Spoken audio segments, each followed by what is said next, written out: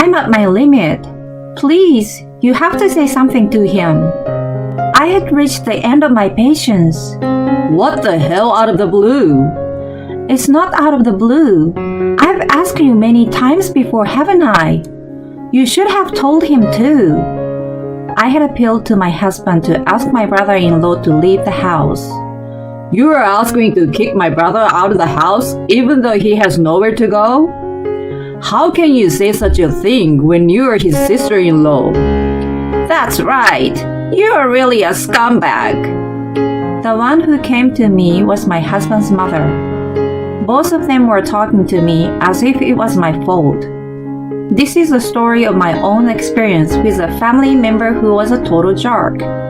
My name is Lisa. I married my current husband Mike when I was 28 years old. We met on an arranged marriage. It was my boss's recommendation. I had been devoted to karate since I was a child. When I was a student, love was a secondary concern. I spent every day in karate and struggled to balance it with my studies. Of course, after I entered the workforce, I had no desire to get married. But I had never been in love properly, and it was difficult for me to find a boyfriend.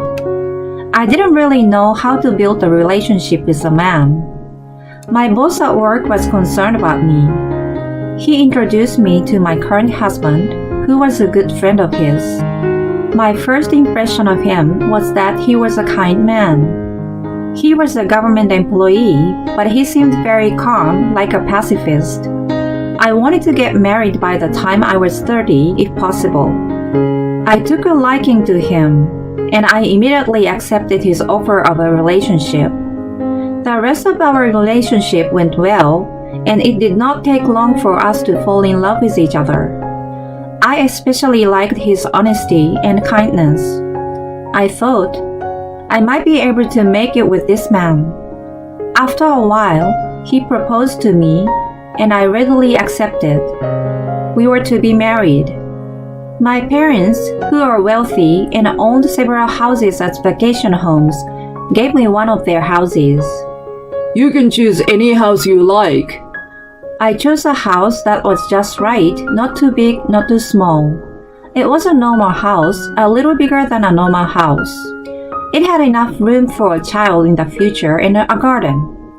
It was convenient for transportation, and there were stores close by, so I chose this house. My husband, who usually doesn't show his emotions too much, said to me at that moment, Wow, it's amazing.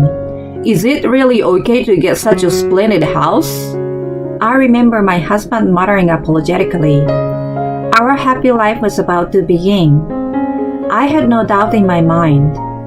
The wedding ceremony ended without incident, and our newlywed life began. A few months later, however, my father-in-law, who had been suffering from a chronic illness, passed away. My husband has one younger brother, but I never had a chance to see him because he was living and working in a factory in the suburbs. I myself met him for the first time at the wedding, and the next time was only at my father-in-law's funeral. With the death of my father-in-law, my mother-in-law was left alone at my in-law's house. My husband began to contact my mother-in-law frequently. Then, around the same time, my mother-in-law began to visit our home frequently. It is true that my husband was the older brother, and perhaps he felt responsible for her as the eldest son. It is not hard to understand why he was worried about his mother, who was left alone. However, I was busy with work at the time, and my home was the only place where I felt at ease. I was a little concerned that my mother-in-law was sitting there as if it was a matter of course when I came home. One day, after a few months of such routine, my husband said to me, Hey Lisa, what do you think about my mother moving in with us? What? I was puzzled with my husband's sudden comment. What is this out of the blue? She's coming here so often already. When I said that, he replied, It must be hard for her to come all the way here every time. So why doesn't she just come and live with us? My husband said with a twinkle in his eye. It was as if he had just come up with the best idea of the lifetime. Wait a minute. I don't know how to respond when you say that out of the blue. We have our own lives to lead. I pleaded with him. This house is too big for the two of us. We've got plenty of room. I think my mother would benefit in many ways if we lived together. He did not listen to my opinion. After that, I did not react well, but my husband kept on talking. He told me he was worried about leaving his mom alone if anything happened to her. To be honest, I wasn't too keen on the idea, as we had just started our newlywed life. But if my husband was worried, I couldn't say no. While I was mulling over my answer, my mother-in-law sold her family home.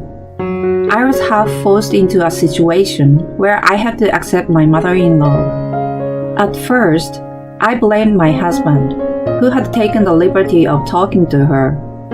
We don't have a family home anymore. She has no place to live, and I don't have a choice.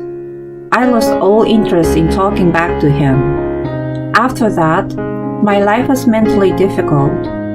I was not harassed by what is commonly referred to as wife baiting, but I did receive a lot of criticism from my mother-in-law. You are the wife, you know. I hated it. You are married to my son. You are his wife, and you should serve your husband's family. She seems to have such an old-fashioned way of thinking. If I put my work first for a moment, she would say to me, "You are a wife. Please be more aware of that." She said this repeatedly. Because of this, after my mother-in-law came to town, I couldn't stand to be at home. Days at work became more and more frequent, as I had to work overtime. I was able to deal with the sarcastic comments from my mother-in-law in my own way every day. I was still able to live an ordinary life. That is until something like this happened. A few years later, my brother-in-law told me that he is quitting his job at the end of the year and coming back to his parents' house. My brother-in-law, who had been working as a living worker in the suburb for a long time and had never contacted us, suddenly reported this to me, my husband, and my mother-in-law. My husband and mother-in-law and I were all surprised at the suddenness of the situation. And there was something more we had to think about. The place he was coming back to had already been sold and was gone. There was no place for him to live as he pleased. My brother-in-law, who was ready to come back to his parents' house, blamed my husband and mother-in-law for selling the house without permission. I didn't hear anything about you selling our house. Why did you decide this on your own? My brother-in-law is what is commonly referred to as a mischievous person. He was not only flamboyant in appearance, but also rough in tone. To be honest, I didn't like that kind of person. I wanted to stay away from them as much as possible. I'm sorry, but I was worried about Mom living in that house by herself. I thought you were going to live elsewhere and work for a long time. My husband tried to calm him down, but my brother-in-law replied, "Oh, I don't know. You can't just decide. Take responsibility, you shitty brother." He yelled this to my husband. My husband was supposed to be the older brother, but he just freaked out at that comment from my brother-in-law.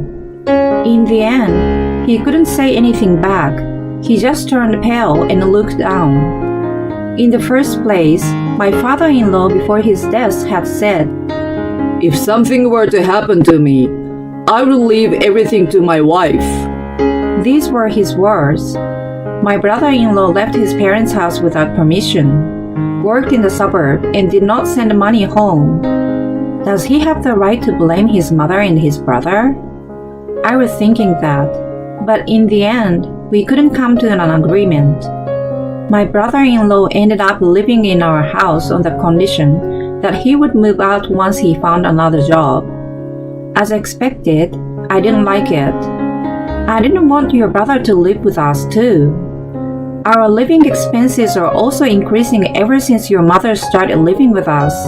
I tried to complain. I will make him leave once he finds a job. Just bear with it for now. He responded to me. I couldn't just refuse and kick him out once he said that. I had no choice but to have even my brother-in-law move in with us. At this point, my mentality had been beaten to a pulp. But the really hard part came after this.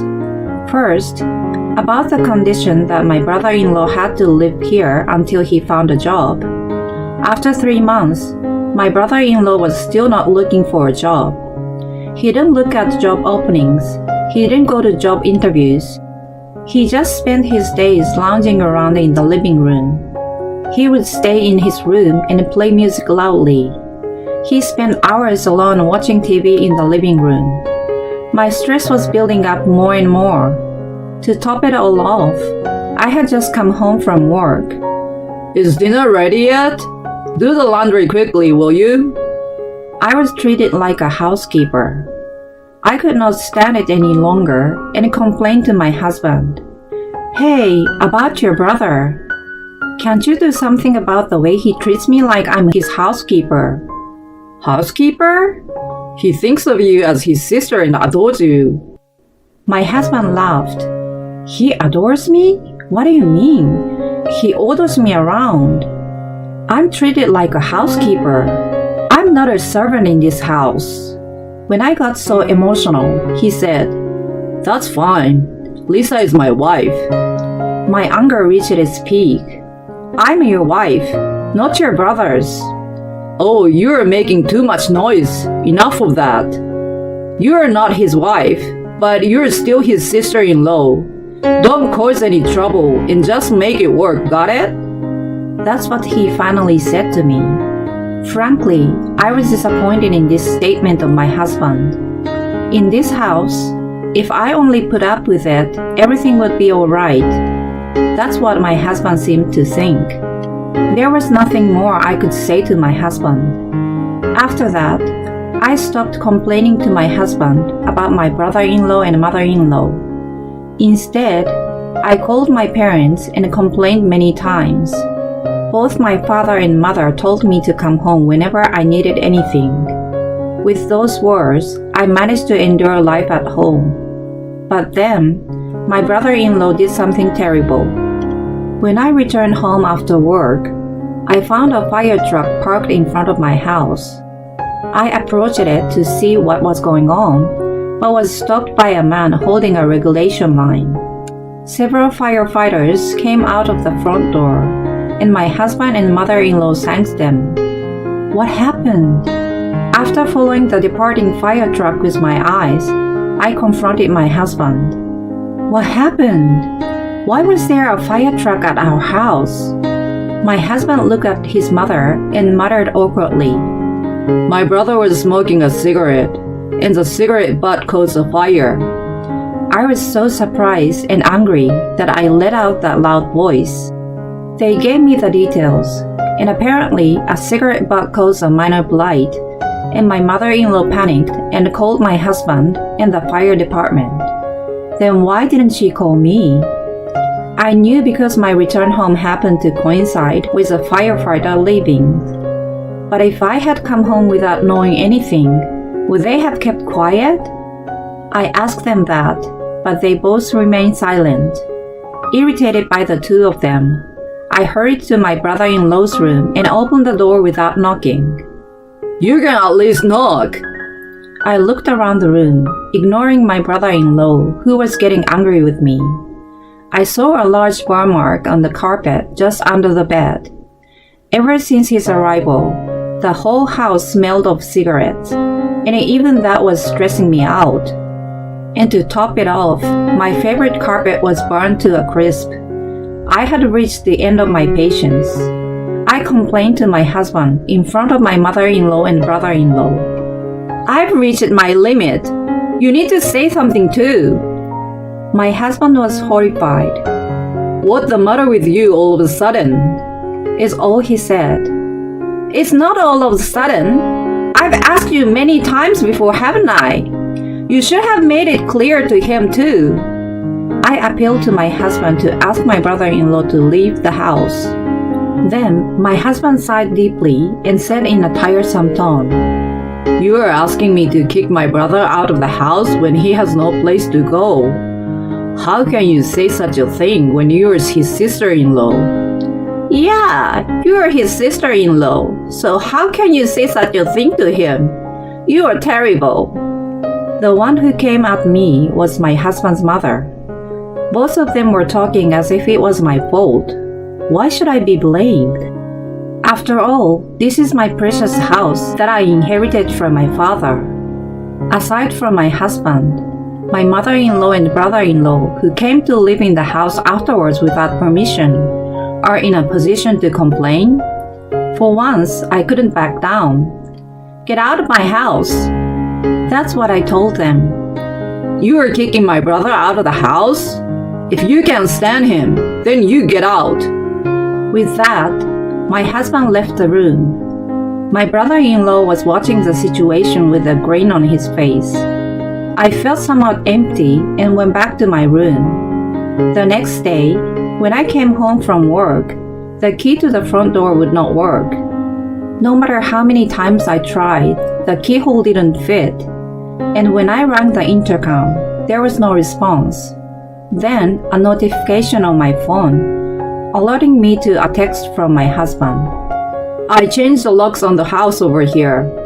I will let you back in after you get your head straight. That's what it said. Don't be silly. If you want to do that, then fine. I will get out. So I went back to my parents' house and explained this to my father and mother. After hearing what I had to say, my parents' face grew increasingly grim. Leave the rest to your father. My father consulted a lawyer he knew. Once that happened, things proceeded at a brisk pace.